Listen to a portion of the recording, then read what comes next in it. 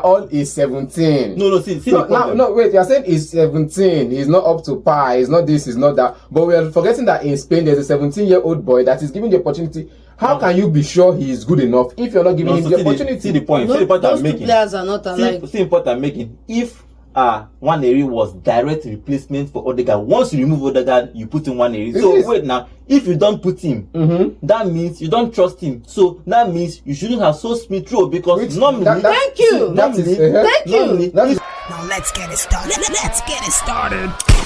Play ball. Arsenal lose ground in the title race. They lost that game in St. James's Park, 1-0.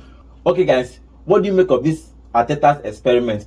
Still insisting of playing Partey at right back. If you look at last season, he was insisting playing Havertz as a midfielder until he almost cost him. Even though it cost him the title, obviously it cost him the title. Now he has started this experiment again, playing Partey as a right back. After you have Kiwo on your bench, you have Zinchenko, you have Timber, you have White, and you are still playing Partey as a right back. What do you make of this experiment from Arteta? For me, I think it's uncalled for. The experiment is totally uncalled for. You know, it's not good to see.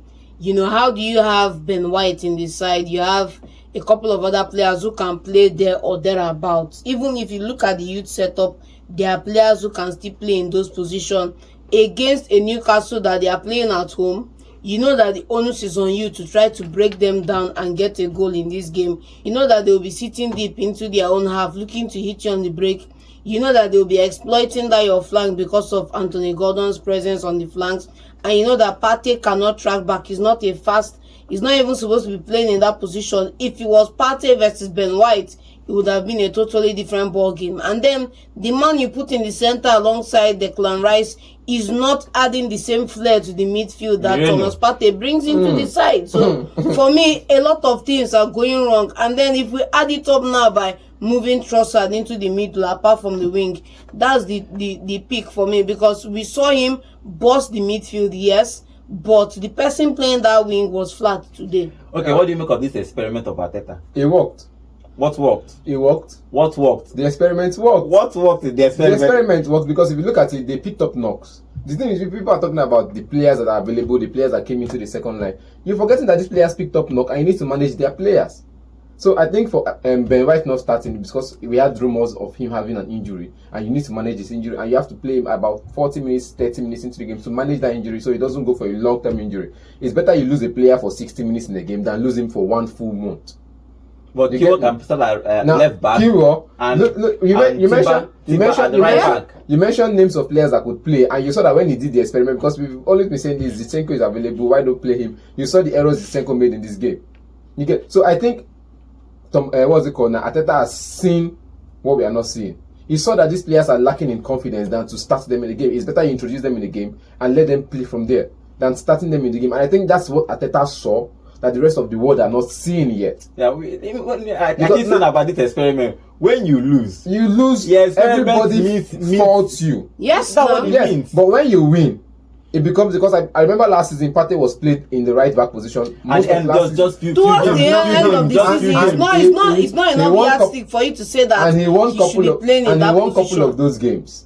And Arteta was a brilliant masterclass. Everybody was actually insisting that Partey should move back to the midfield, even when he was playing at right back. In midfield, he had a good mixture. Let's not forget the fact that they lost against Newcastle. They had a good mixture in midfield. They had more of the ball. They had more passes going forward. They had more chances created. Just that they didn't bury their chances. And look at the first half. For all of the first half, you're playing against the Newcastle side and you didn't have a shot on target.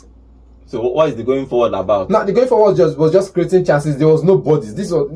We can't continue to force the midfield and force the defense. We are still coming back to the same bottom line, which is that we can't force the midfield and force the defense because there is nobody in front. How can you now fault the front line when you refuse to sign players that should play in that position? You told me Arsenal's problem is not going forward, it's not striking. You told me their problem was supposed to be they had replacement for Saka. You told me also that the midfield is fine, that they need to create chances because of Odegaard's absence. And then at the end of the day, all the chances created, to what effect? None of those chances have any effect. If you look at this game critically, you see that it lacked the intelligence of Kai Havertz. I'm sorry, not Kai Havertz, Martin Odegaard. You get. I said this before. I said if Kai Havertz can be up front and he gets supply from Saka and Martin Odegaard, he would score the goals. You don't need a striker at some point. Okay, look at. But in this game now, there was no Odegaard. Yes, there was I know. an off Martinelli. There was a Trossard that wasn't really up to par. My own is that why not play probably Waneri? In the second half, he introduced Waneri, introduced all these guys, and they moved back to their former default formation. They had more of the ball and created more chances. And they still had just one shot on target. Yes, at least they created more chances or moved the ball forward than what they were playing. The experiment they were doing when they moved Partey to the midfield, you could see the difference. But okay, let's talk about the goal they considered. Arsenal has been leaking goals throughout this season. I think that if you look at the last season's record, they have kept more clean sheets away from home. But this season they have been conceding goals. Now look at that. What do you make of that goal? That lovely cross from Gordon. Gordon is your man, and a lovely header from Isak for that goal. There's something they always say about fullbacks and crossing the ball. They say when you get the ball as a fullback, your first whip should be accurate. That's what makes a proper fullback. Don't just try to beat the defender, then once you get it and you're running into the path, just whip it once. It was Gordon that crossed the ball. Like I say, whip it once, take the shot once or take the cross once, and when you take the cross once, hit it precisely at an angle, you get the players you're looking for. And for them at this one, I'll celebrate Anthony Gordon. He got the assist. Isak got the goals, but we're not forgetting. We should not forget the fact that our Arsenal reject made an impact. Joe Willock. Yeah, he made an impact. He made an impact, and you see that everything going forward. Anthony was played on the right in this game. He was supposed to be playing on the left, and he played on the right throughout the game until he was subbed off. He made an impact from the left, and you see that it's not just about Anthony making the impact; it's about every other person making the disguise run. Okay, John. If you look at the Newcastle side, when you come to organization, they have it A1. They defended well. I won't say they packed the bus. The organization for defense. But they did pack the bus. They did not. They did pack the bus. Well. They attacked well. They had more shots on target. They had more forward passes. They packed the bus. They packed the bus. They sat in deep, and Arsenal were bereft of ideas going forward.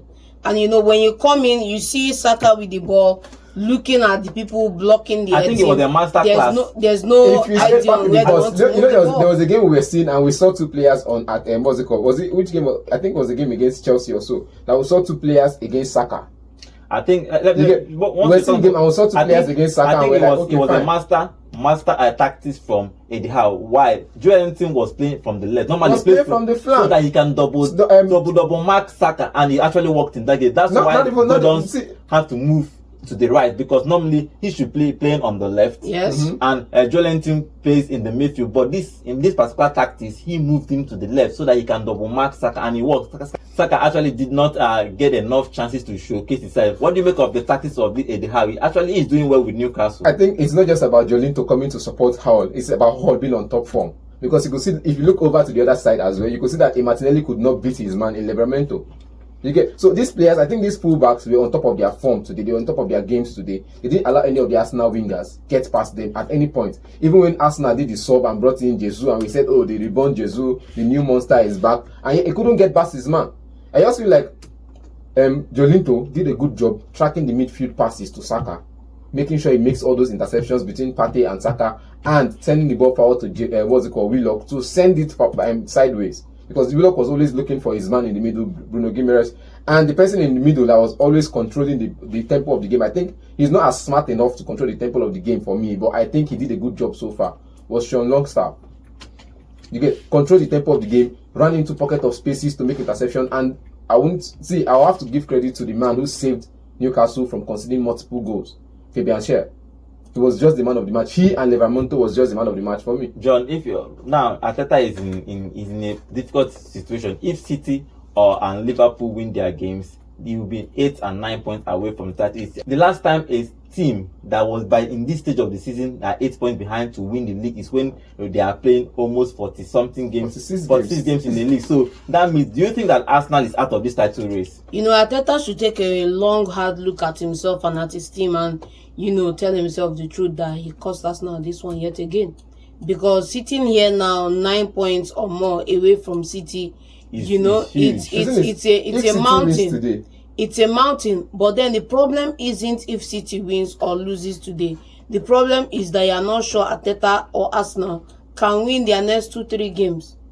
without Odegaard. Odegaard is going to be coming back after the international break. So you are not sure going forward in the next 2-3 matches, Arsenal can win those 2-3 games and then hope for something to happen. So, before you hope for your enemy to fall down and die, like the people you have to be on form. You have to be in your own form, on your own right, You have to make sure that your performances are on point. Then you now hope that somebody does you a good one, a solid one. But for me, I think Arsenal may have just over-indexed last season, and this season they are suffering a decline. Let's say when we're saying this thing earlier this season, we say if they don't get the performance they need in the beginning stage of this season, in the first 5 matches, then the near success syndrome will start to kick in. It almost happened to the last man that left the Liverpool job, Klopp. It almost happened to him. So the next success, we are beginning to see it now that he brought in the players he needed to back up the defense line. He has already taken time to build, but he didn't bring the players he needed to help him build the midfield as going forward. And the attacking line he needed to build more on. The attacking line needed to work on this period. He didn't bring the players to help him work on it. I think I have to quote Patrice on this one. He said, "How can a Galatasaray have money to bring in an Osimhen and Arsenal does not?" So I think it was just in the moment they failed to bring in a striker now, or perhaps someone to replace Saka and Odegaard, perhaps 2 credible midfielders and 1 winger to replace Odegaard. That was where they lost the transfer market. John, what do you think about him selling Smith Rowe? Even though we've been talking about Waneri, but Waneri is still 17 years. Waneri is still 17 years. You can't actually hope for him in quotes. But now they sold Smith Rowe. Now he's looking foolish letting Smith Rowe go out of Arsenal. It's crazy. Anyhow you want to cut it. It's done now. There's a buyback clause. They can't go and trigger it this summer, but then they need to look at that squad yet again and then look at what needs to happen. Jurgen Klopp lost the title when he changed his entire midfield in one summer, and the team struggled in that season. Going forward, Arsenal need to answer the question of forward. For as long as Arteta ignores that position and does any other thing, at the end of the day, he's still going to come back to that position. So I think Arsenal need to be as pragmatic as possible. What is the shortcut to move from point A to point B and go get it? Simple. Now look at it. We can mourn about Reece Nelson and Smith Rowe all we want, but we have players that could replace them on this side. Not really up to par. Not really. Who is number 10 apart from Odegaard in Arsenal? Now you saw these guys, Messi in disguise. According to the newspaper headlines, you saw the Messi in disguise. Who is that? You saw him coming to Ethan. He's 17. It doesn't make sense. It's not about 17. Because look at you cannot build on top players like that. My own is that it's good for a purple patch, but what happens when the purple patch declines? What happens after the purple patch declines? Let's ask ourselves. Now we are all is 17. Wait, you're saying he's 17. He's not up to par. He's not this, he's not that. But we are forgetting that in Spain there's a 17-year-old boy that is given the opportunity. How can you be sure he is good enough if you're not giving him the opportunity? See the point. Those two players are not alike. See the point I'm making. If Waneri was direct replacement for Odegaard, once you remove Odegaard, you put in Waneri. So wait now, if you don't put him, that means you don't trust him. So that means you shouldn't have sold Smith Rowe because normally. Thank you. That is what I am saying. Because now you saw what he did when he came in. Everybody could see it. You could see it. But the coach doesn't trust him. You don't trust. So why I'm saying this is, if you can't give a player time on the pitch, how are you going to be sure that you can trust him? So Arteta has a problem. Arteta has a fault in that setup now, because now you can't give him time. You let the players that could replace the person go. It doesn't make sense. So I believe now for Arteta, he needs to think on how to resign on the job. I know he will resign. Now I'm just saying, if not me, I think he has taken it too far. For me, Arteta just needs to fix that issue at the number 10 role and the number 9 role. And then, for me, at the end of the day, last, I'm not completely satisfied with Martinelli in the Arsenal side. I feel there are wingers in Europe that are doing better, and Arsenal should get them. I'm not satisfied with Havertz and Jesus playing in undercover number 9 for Arsenal. I think they should be phased out, and Arsenal should get a credible number 9. I'm not satisfied also with the situation at the fullbacks at the club. They should invest in those positions and get people there. They've sorted out the center of the defense. They've sorted out to a greater extent the DM position at Arsenal. Can they just please sort out the wings and the attack and maybe the fullback? And they'll be in a better position. I know they have enough for the left back position. They have enough for the defense. Let's not bother about defense actually. We'll bother about defense because right back, your best defender picked up a knock last match and was played for 30 minutes. That's Ben White. Now I'm talking about the right back. They see from the left centre half, the right centre back, and the left back. They sorted that out. But on the right back, I think Ben White. If Ben White is not playing, Timber can still play in the right, on the left. So if Ben White is not playing, you force Partey to play there. Now, because we want to play Partey in midfield, because we want to try and always play Partey in midfield, we need to get someone else that could fight. Because we've seen that Timber did not, because he went there and you saw him he didn't do well. Let's be honest, when he came to the right back position, he didn't do well. He picked up the first touch against the Tonali, he picked up a yellow card. So if you can get somebody proper enough to play a right back for you that could fight, not just come and bench Ben White, that could fight with Ben White for that position. So when you don't have this person is putting up the performance. I think Timber and White is enough. I think the problem with Arsenal is going forward. If you look at that midfield, they are always flat. Their attack, they are always flat. But let's see what Arteta and Arsenal is going to be doing throughout the season. They lost that game at St. James's Park, 1-0. Arsenal, I think they had only one shot on target the whole game. It was very, very poor showing, especially in the first half. The Arsenal is now way point. If City and Liverpool wins their game today, then they are in trouble. Probably this league is gone for them. But let's see what will happen. As Nonso used to say, it's always a marathon. So let's see what happens in this marathon.